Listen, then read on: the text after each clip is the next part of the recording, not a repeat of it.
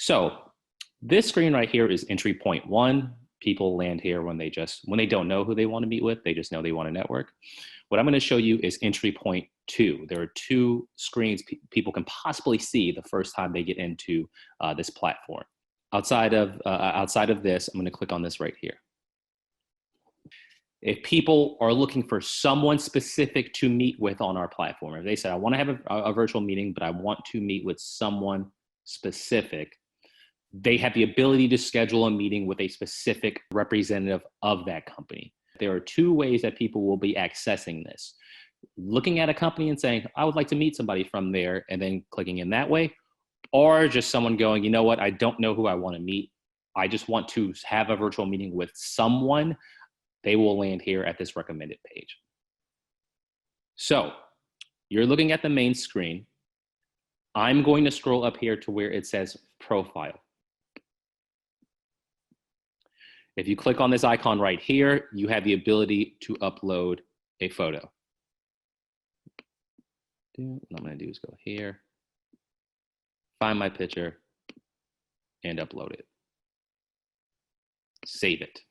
Outside of putting a photo down, your name, a headline. A headline can be your title. It could have company information here. Keep this short, about 80 characters. These fields right here, people will see as they are casually scrolling through this platform. On top of that, fill out the supporting fields. What's your job title? What company do you work at now? Where are you located? I'm going to scroll down. I'm still in your profile. I want to show you these three fields right here. Job functions, interested. Key focus area, interested. Industry, focus. The first time you log in to meet others, to network, this system is going to prompt you to fill out these fields. So before you even get to your profile, you're going to see a pop-up, and it's going to ask you what kind of job functions you're interested in. And you have the ability to add as many of these as you like. What focus area are you interested in? Add as many as you like. Groundwater, land and soil systems, water and air emissions. Update. Lastly, your industry focus. You're just going through hitting plus buttons. The reason being is this. The backbone of how our platform works, the way we recommend potential matches for you, is run through artificial intelligence. These are key drivers of that artificial intelligence. So what it's going to do is say, Joel is interested in groundwater. Maybe we should recommend him to meet with other people who are interested in groundwater. That's why this area is so important. Always remember to save your progress. So in this area right here, I'm not going to spend too much time in your profile. I want to show you networking. The main thing I want to show you here is your availability. When you access this networking platform, you are going to default to having open availability for meetings. That means if someone were to find me in this platform, they can book meetings with me at any one of these times. If I don't want to do that, I can mark whole days as busy or slots as busy and just make sure to save it. When you're done with this, you're gonna go back here to the home page. Now I'm gonna explain some of these tabs. Profiles where we just were. Notifications. You will be engaging individuals in this platform in different ways. People are going to be reaching out to you to have meetings. Notifications is where you will receive those. When you have the time, just scroll right up here, see what notifications are there. Make sure you're up to date with all engagement attempts so you don't miss anything. So now I'm going to talk about this page right here. This is that main home page I told you about when we first started. This is the recommendations page. There are three ways that you're going to be able to search to find others in this platform. Recommendations is first. Now that my profile is set up, the platform, this networking platform, is recommending people that I should meet up with. You have the ability to go in and show interest with these specific people. As you engage with this list, you see that names will disappear. What I mean by disappear is they just leave this recommendations view. They're not disappearing from the platform at all. The more you go through it, the more names we will suggest to you. You also have the ability to find people by name. or by term. So if you don't want to go through recommendations, you can just type someone's name in. Lastly, you have the ability to use one of these lists on the left side. So I'm going to show you that right now. We will list all types of attendees, companies, and exhibitor reps here in the platform. You can search using these lists. It is alphabetical. All you have to do is go from top to bottom. These lists are also filterable. So again, when I was telling you about the information that's in your profile, how people set this up, whether you set up your particular industry focus, whether you set up your key focus area, if you go through this list, you have the ability to say, you know what, I want to find someone who's interested in groundwater.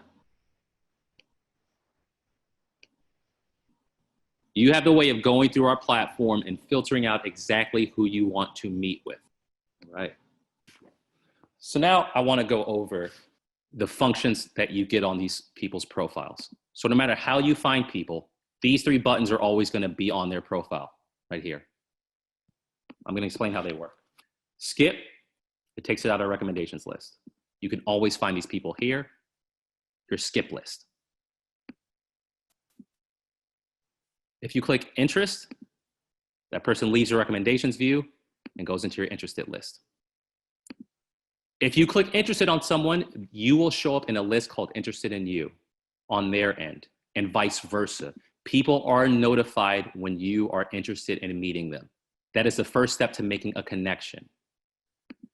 If someone is interested in you and you click interested back, they become a connection. You can request them. You don't have to do that first to request a meeting with them. We just want another way of connecting with someone. If you both do that, you gain a connection. You have the ability to freely chat with that person throughout the event. Last and most importantly is the meeting function. If I'm requesting a meeting with someone, these are the steps that I go through. All I do is find their name, pick a date. These are the dates you will have, the 5th through the 9th. As you pick a date, you will pick a time. All meetings are 30-minute increments. I'll explain that in detail. For location, you do not need to supply any third-party software. We host all meeting rooms. It's all embedded. Lastly, you can set a personal message as an icebreaker and then send it off to that individual. You will see this screen once you request a meeting with someone. You are free to go back out to your recommendations. You're free to go back to this list and do that process again. As people reach out to have meetings with you, they get notifications here and here. If someone accepts a meeting, they can do it from their email. Not only do you get emails for meeting requests, you get emails for confirmations as well. So as meetings are confirmed, they will appear in your email as confirmed. Once it is confirmed, these invitations also link to your personal calendars. So if you're using Gmail, it'll link to your Google. If you're using Outlook, it'll link to that calendar.